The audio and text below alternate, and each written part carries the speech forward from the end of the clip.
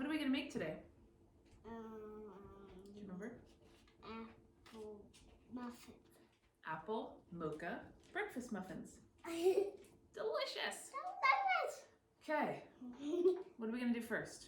I think this. No, we're gonna do the dry stuff first. So we're gonna do 1 cup of brown rice flour, which is in here. We have a 1/2 cup measure, so we're gonna do 2 of that. Make sure it's flat. That's 1. That's a 1/2. 2. And 2 makes a whole. Okay, done with that. And then we are gonna do the same, 1 cup of gluten-free all-purpose flour. Let me bring it to you, baby. So soft right now. It is soft, right? That's 1/2. Soft. Everything we do is soft. That's right, all the flours are ground down, so they're nice and soft. It makes it easier for baking, right? Okay, so we have 1 cup of brown rice flour. We have 1 cup of gluten-free all-purpose flour.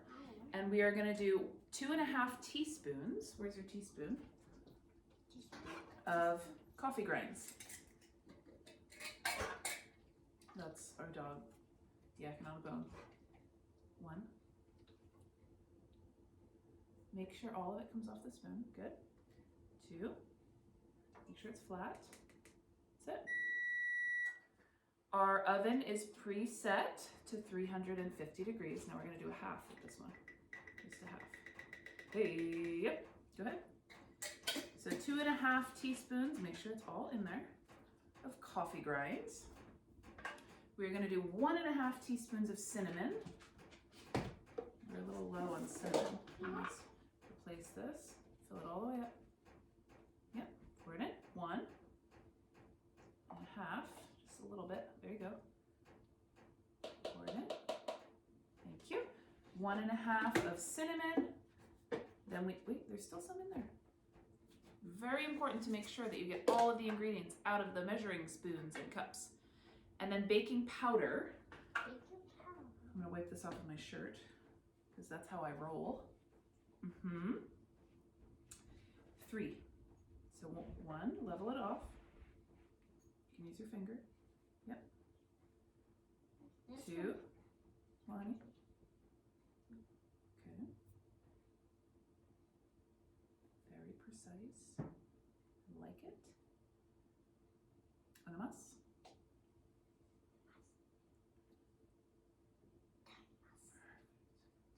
3 teaspoons baking powder.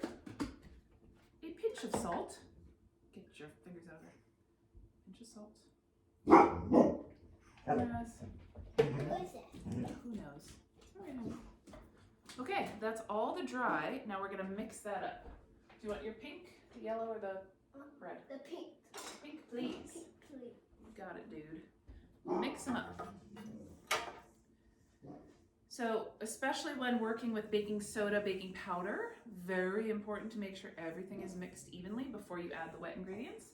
While she's doing that, I'm going to grate my apple. So I already peeled it, and I'm gonna use a bigger, thicker side of the cheese grater. And just keep turning the apple until we're down to the core. I don't recommend letting your child do this. And also, adults, be mindful of your fingers. What are you doing? So when I push the apple down, these are sharp, so it's pushing little pieces of the apple through, and I'll show you what we get at the end. It's called grating, and I just got some of that on my face.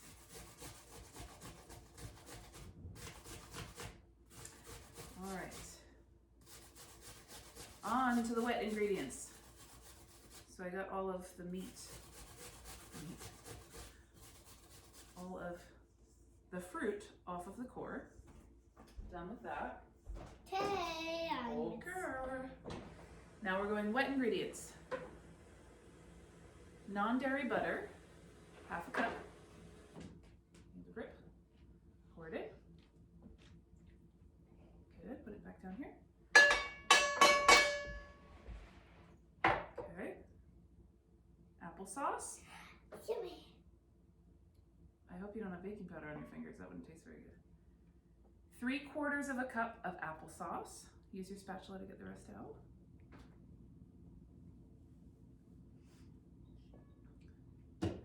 A third of a cup of maple syrup. Measure this out. Hey, snacker, here.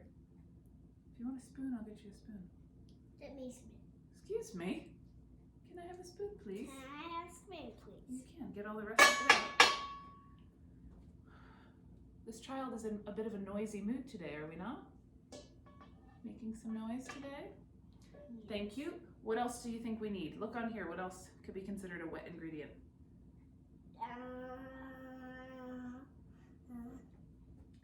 We did the maple. The egg. It's time to crack the egg. 1 egg. Beautiful job, babes. Right in here. I'll get you a paper towel and then we'll mix it up. Yucky, yucky, yucky. So I like to mix everything all together before I add the apple in. That's just my personal preference. It's more visually appealing as well. I'll get you a spoon for this in a second. Mix. Make sure you break the egg up as you're mixing. And I forgot another ingredient. So it's not common for people to have xanthan gum in their pantry, but it's really helpful binding agent for gluten-free baking. So if you don't have it, it shouldn't be that big of a deal. The egg usually gets the job done. I also find that it helps make the muffins a little fluffier. So we're gonna add a teaspoon of the xanthan gum in, which should have probably been done before the wet ingredients, but we're gonna make it work. Can I help you? Good. All right, so make sure you get underneath. See how when I went under, I pulled up all of the flour that was still dry. That's it. All right. There's a puppy in my house. Excuse me. Excuse me. Get it. All right. Look. That's what the apple looks like when you grate it. It almost looks like cheese. Grated cheese. They use the same thing. Hence the name. No. All right, we're gonna work on this, folks. We don't actually share our pastries with anyone, so she can do this, considering we are always this close. Okay, so now I'm gonna take the apple. I'm gonna put the apple in. Okay, Sawyer, manners, we've been working on this. They somehow regressed. Okay, mix. Use the yellow one because the pink one's away. Please mix that up. I'm gonna add a little bit of this in. Hold on to the bowl so it doesn't fall down. As you're mixing, I'm gonna sprinkle. Honey, please, just mix. When it's done and everything is put into the muffin trays, then you can use your little digits to get whatever else out that you want. Honey, until it's mixed up, you could get a big chunk of something that doesn't taste very good. Can you please listen to me? Is that a yes or a no? Verbal, please. Yes. Thank you. Done. Voila. We are all mixed up between the saliva and boogers that are going to end up in these muffins. Sawyer.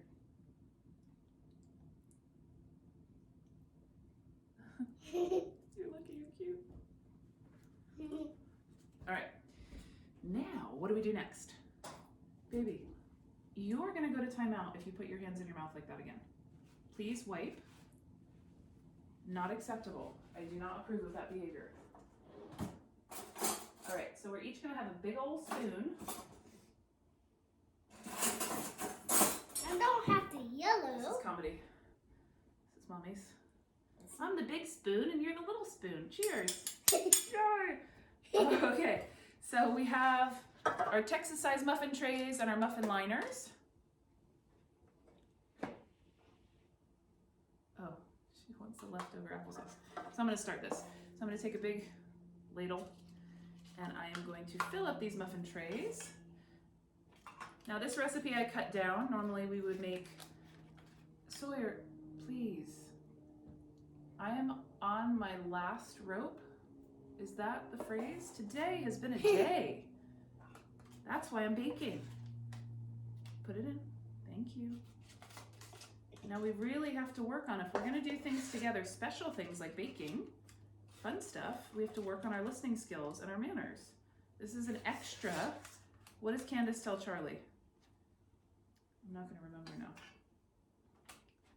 This is like a reward. It's an extra special thing that we get to do together, right? Okay, so I really need you to follow directions and mind your manners in order to do this. Capiche? Promise? All right. I'll just erase the last however long we've been filming this video. And that's it. I have one last scoop, and I want you to help me say bye.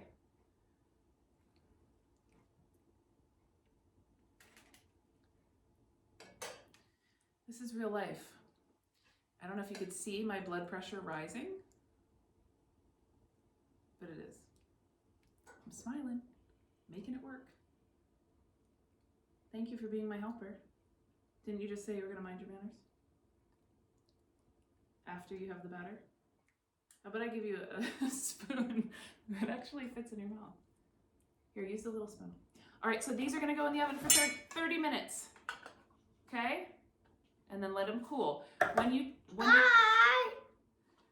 take them out, I remove the entire, immediately, take the entire muffin out of the muffin tray to cool and put them on cooling racks.